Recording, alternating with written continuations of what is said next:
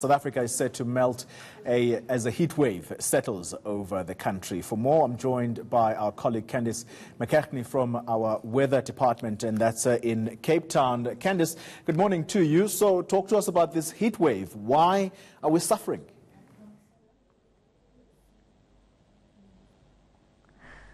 Well, in Joburg, I don't think you've quite got the heat wave yet. I'm surprised that I'm not dissolved into a little puddle on the floor yet, because we've had sizzling hot temperatures in the Western Cape and into the Northern Cape this week. Here are a few temperature observations from Tuesday. You'll see that Cape Town topped 34 degrees. We saw a high of 38 in Malmesbury and Vredendal, 37 in Beaufort West, Oudtshoorn and even George, Riversdale at 39, 40 degrees in Knysna, and Port Elizabeth very briefly topped 38. But then cooled down very quickly as the wind direction changed.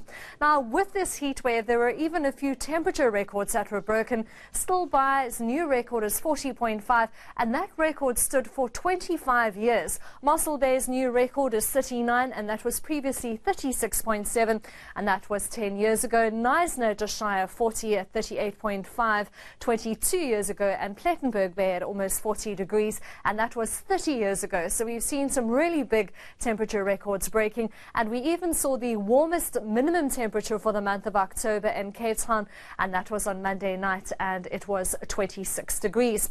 Now, what caused that heat wave? Well, berg winds mainly along the southwestern and western coastline, and this occurs when we have this dry air which goes from the plateau, which is at a higher altitude, and as it heads down the escarpments, it actually heats up. It's a dry adiabatic warming, so 1 degree per every 100 meters, and that descending warm air with low humidity results in very hot and uncomfortable conditions.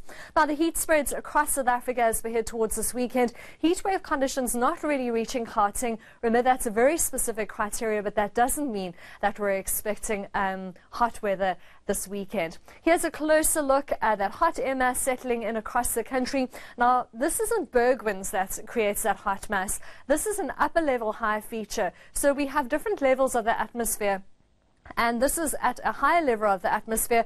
As that air descends towards the land, it warms up, which allows for very dry, very warm air, and with that very prevalent high pressure, it's really allowed for this very dry and warm air mass across South Africa, allowing those temperatures to really heat up into the afternoon. Now, what exactly is a heat wave? Well, the exact definition is that we have hot conditions persisting for at least 3 days or more, and that temperature has to be 5 degrees above the average maximum for the hottest month. Now, that sounds very complicated, but here's an example in Cape Town. The average maximum temperature for the hottest month is 27 degrees, so our threshold temperature is 32. So if we have a temperature of 32 degrees for 3 days or more, it's then considered a heat wave. So as I mentioned, we are expecting that hot weather into Gauteng this weekend, but not officially heat wave conditions.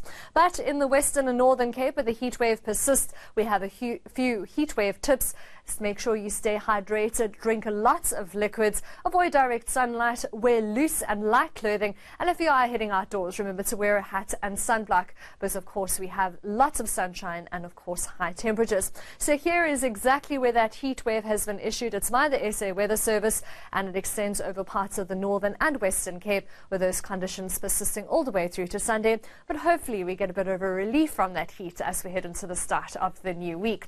So stay cool this weekend, but of course also enjoy the sunshine across South Africa. But remember to stay safe and stay hydrated.